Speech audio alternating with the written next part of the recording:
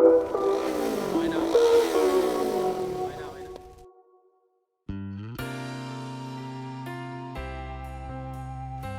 morning guys! Welcome back to my vlog. Ayan, so it's already 5:45 a.m. at pupunta tayo ngayon sa Sintay Resort sa Milipa, Batangas para i-celebrate ang first year anniversary ng Jelly Movers Lounge. Ayan, medyo hirap ang lola niya magsalita today kasi may singaw ako sa dila. Anyway, ayan, mamimit natin ang mga bigating vloggers ng Jelly. So, I'm sure excited kayong mamit din sila.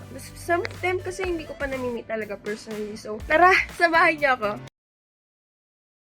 So, ito yung dala kong bag. At of course, meron akong palaro na ginawa. Sabi ko, ang unang mag-hello sa akin, mamaya sa may Tagaytay, Rotonda, Caltech, if I'm not mistaken. Ayan, may premyo sila.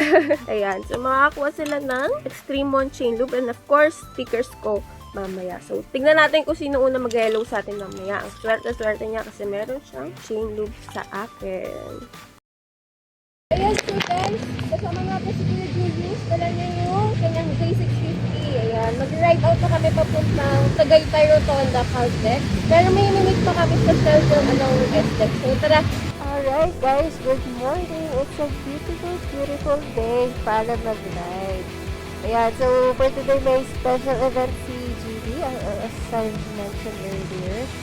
At yung nakakatuwa kasi, you know, sa aga ng ride namin, nakakapanibagong makita ang EDSAng walang laman. O, diba? It's been a while. Actually, ito na yung parang ride ko na medyo, you know, long ride. Kasi south. Alam mo naman, pag North Peaks, hindi sanay sa mga hindi sanay sa south. Wala, ako lang ata yun. Ayan. So, ayan, kasama natin si Kuya Julius today. Medyo naganohan kami na wag magpaspas kasi first time din niya pumunta ng South. And ako medyo, you know, sunga-sunga tayo sa daan. Kasi, yun ako, mahabang kwento pero nawala yung nalagyanan ko ng camera, ay ng phone. Kasi natamaan ako ng ng NLEX, yung barrier. So, ngayon mangangapa kaming dalawa na hindi sanay sa South. Anyway, ayan. So, for today, ano tayo ngayon, chill-chill lang. Kasi, wala naman tayong masyadong rush. Kasi, ano siya, may ride talaga. And then, after this, we will be heading to the meeting place. Kasi may pukuhanin pa kami isang kasama. So, diba, kung madulot na siya. Ini-enjoy ni Kuya Julius yung daan. Ako, chill lang talaga ako dito sa EDSA kasi, you know, may mga biglang surprise dito eh. Kaya, chill lang tayo guys.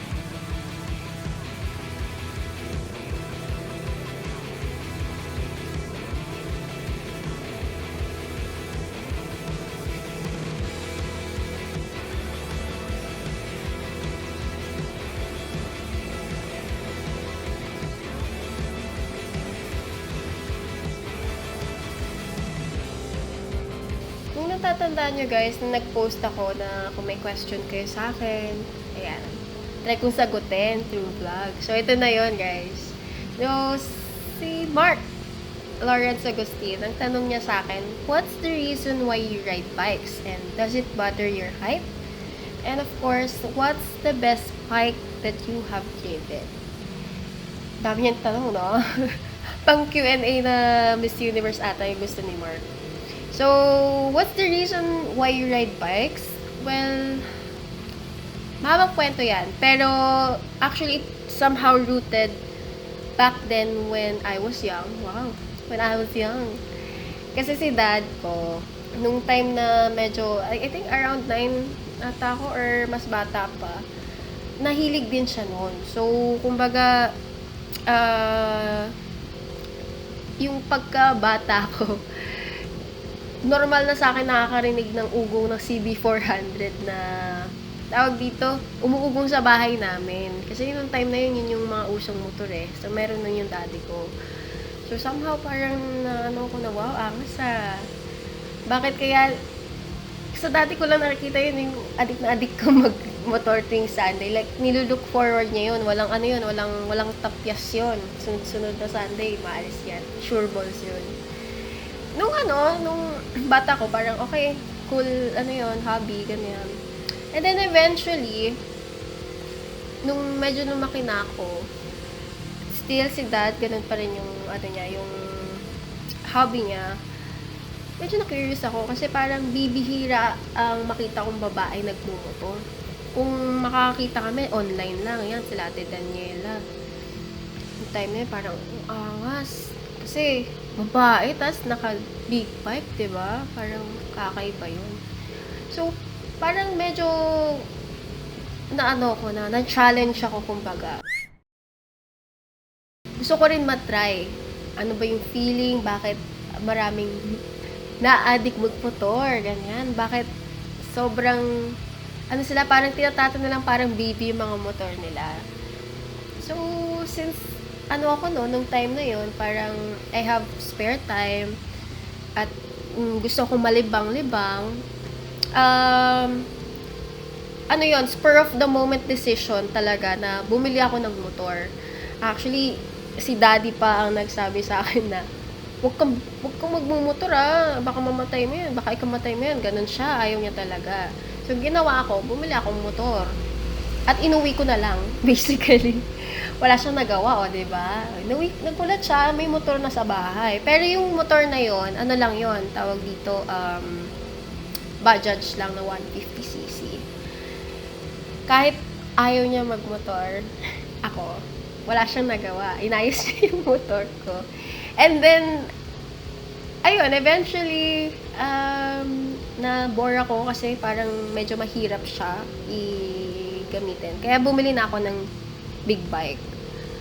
So, yun yung Ninja 400 ko na bike.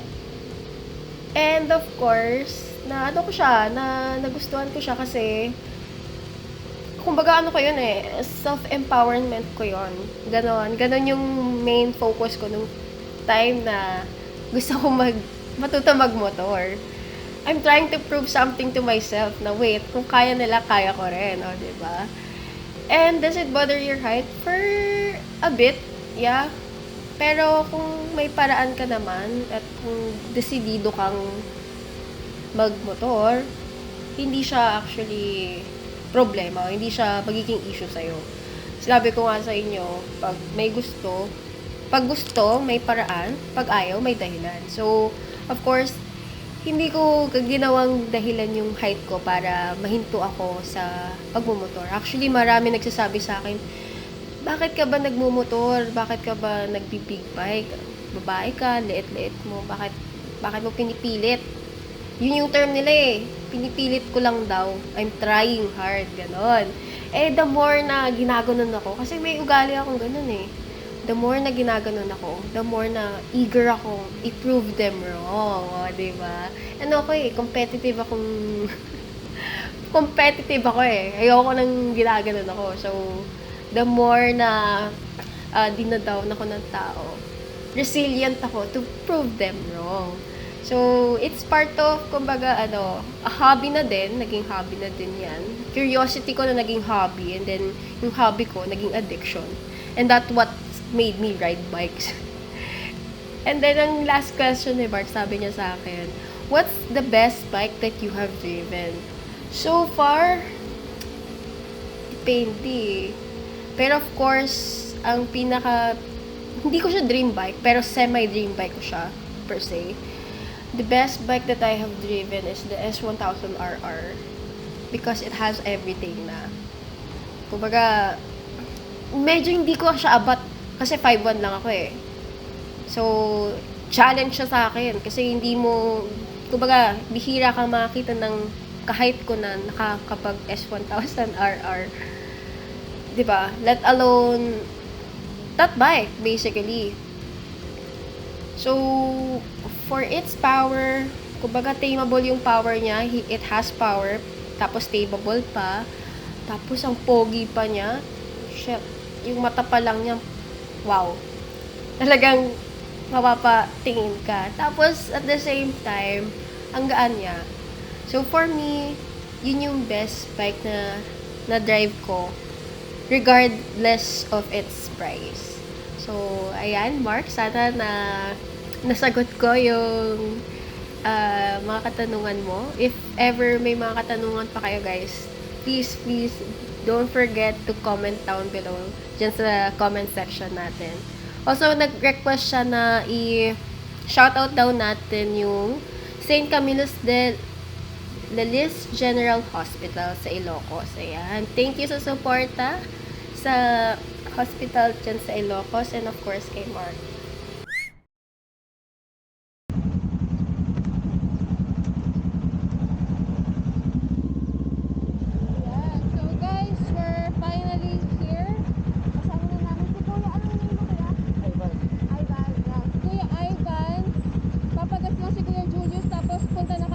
Sa Tagaytay Rotonda.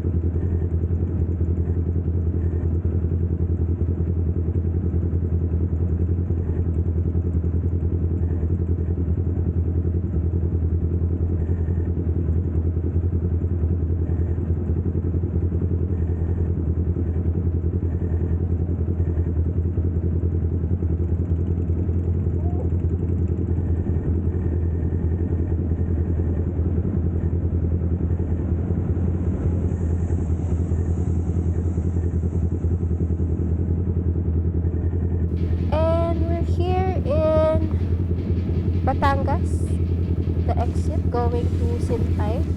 Ayan, finally nakahanap na tayo ng mga kasama. Medyo hindi ko na nakunan kanina pero naligaw kami sa service road.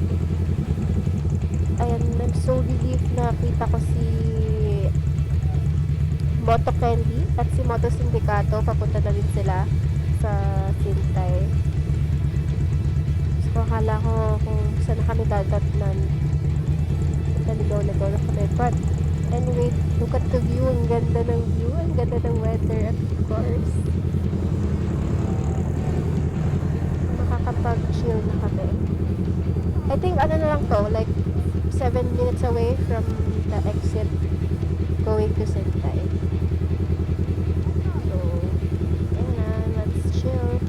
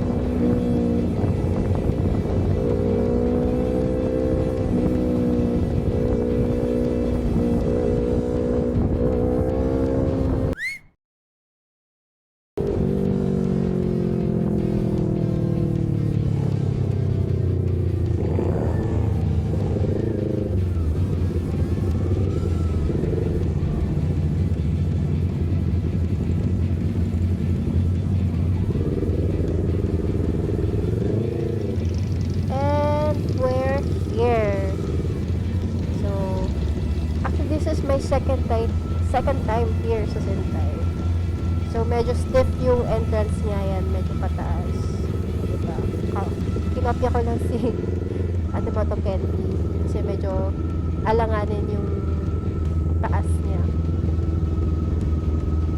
Actually, if you want a Bali style na resort, ito, magandang puntahan. Diba? Ang daming motor. Look at that. Oh, solid. Yan, medyo hirap na ang lola mo kasi medyo pagod na siya. So, atras muna natin itong si Vader para makapag-park na tayo at makapag-chika-chika na tayo. Yan. Medyo hirap na hirap. Sorry, medyo gutom na ako kaya hindi nagpa-function yung utak ko. Kaya, hindi ko nang gas-gasan itong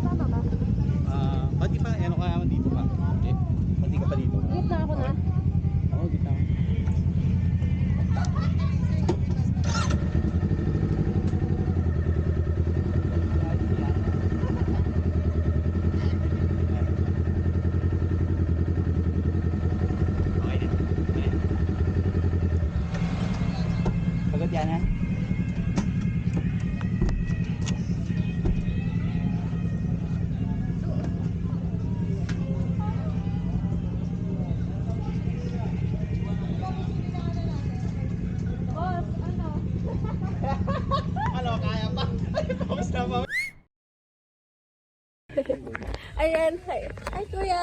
What's your name? Junjan. Pwedeng Jun, pwedeng Jan. Sige, Sir Juan. Sir Juan, ay, thank you naman. Nakakatuwa, meron siya malaking picture ko. Thank you. Pero, una sa lahat, siya yung first na nag-hi sa atin. Sabi kapag daw may first high, may gift. Ayun! So, thank you, Sir Juan. At dahil dyan, of course, meron kang gift sa akin. It's Extreme Watching, di ba yan? Thank you. Sana magamit mo. Thank you. Salamat. Autograph na. Oh, Ayan, papa-autograph ko. Nakakahiya naman. Sige, go. Let's G. Yan. Sige, lagay na natin dito sa mail. Ipahawak na lang po. Sige, yaman na. So, ano lang tayo. Contract signing pa yun. Magsasign na ng Pwede contract. kang mamahalin mo. Wow.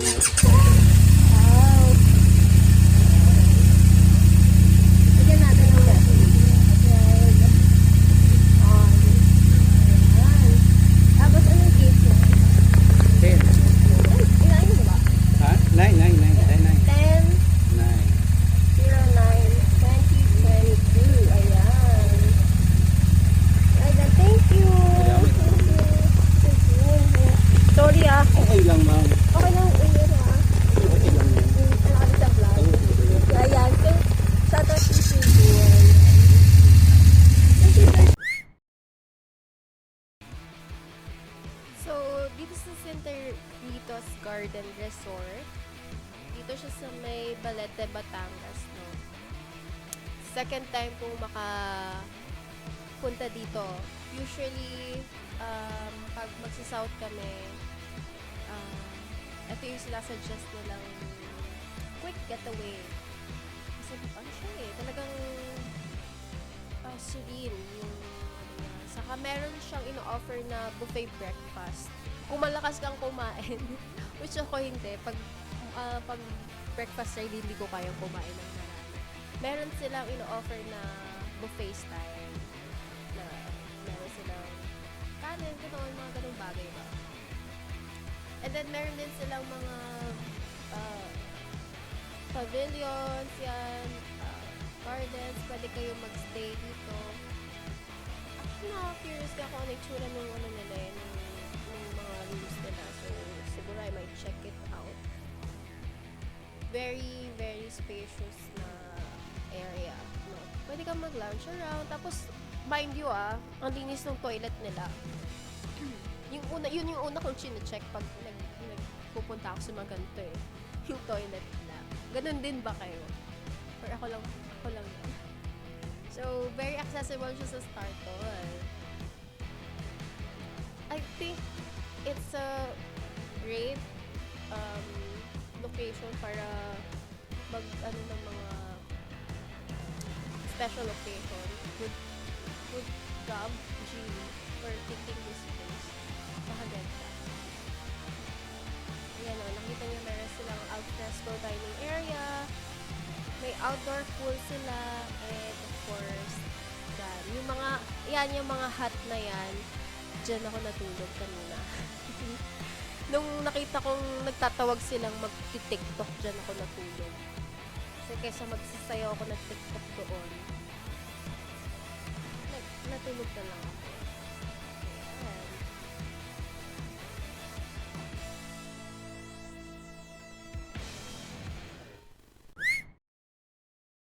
Sa Sinta Resort.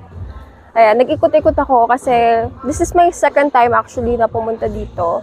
And napakaganda ng place. If alam mo yon, pag gusto nyo ng relaxing place na parang Bali style, this is a good way. Or this is a good place to go. Tapos, alam ko, nung last kasi namin punta dito, meron silang breakfast na buffet. So, if galing kayo sa malayong lugar, ma-enjoy nyo yung food nila dito. So, ayan. Kakakain ko lang kaya kailangan ko maglakad-lakad. So, medyo tawag dito para bumaba yung kinain natin. So, ito yun, no? Ito yung lugar. Ayan. Kaganda, no? Daming greeneries. Kaya sobrang hangin pa kahit despite na medyo mainit-init today. Medyo mahangin siya. So, napaka-relaxing place. Lalo na pag-stress ka. Ayan. So, yun lang. Ikot-ikot muna tayo. Meron nga ditong slides eh. Pakita ko sa'yo. Nag-ano tayo, 360 tayo. Maarte tayo eh. Ayan. So, pag bumaba ka ng onte. Ayan, may steps. Papunta siya sa playground, saka sa dalawang pool. Ayan.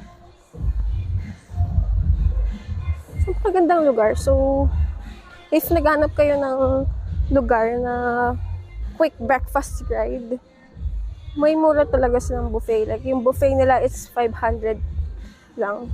So, ayan, yung itsura ng playground. Yung pool. Parang sa sobrang init, parang gusto kong maligo sa swimming pool. O, diba? May pa-falls pa. Ayan. So, dyan, swimming pool. Tapos, meron kayong sitting area doon. Ayan. Ayan. So, ganda ng place na to. No? Diyan kami nag-breakfast before.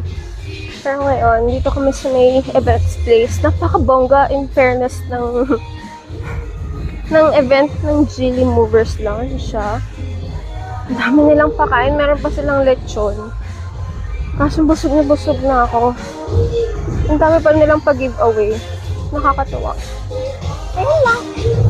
Hirap magsalita kasi may singaw ako sa dila. Tara, let's go.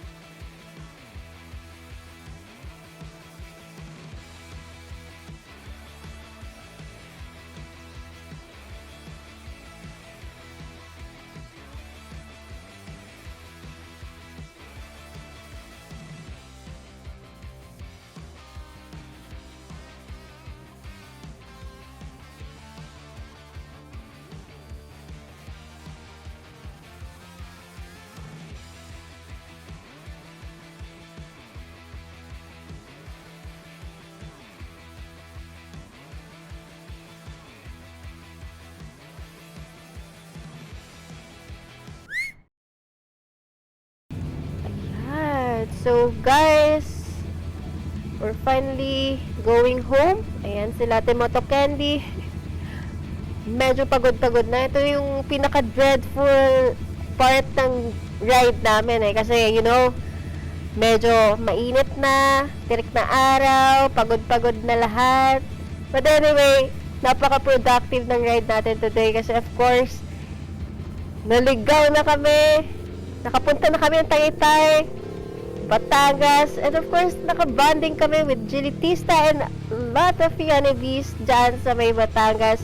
It's really fun to be with you guys. And of course, if you wanna see more vlog with Yana, ayan, don't forget to subscribe here in my YouTube. Kasi, you know, nagpapaka-vloggers na tayo today eh. And, of course, please support me then on my other social media.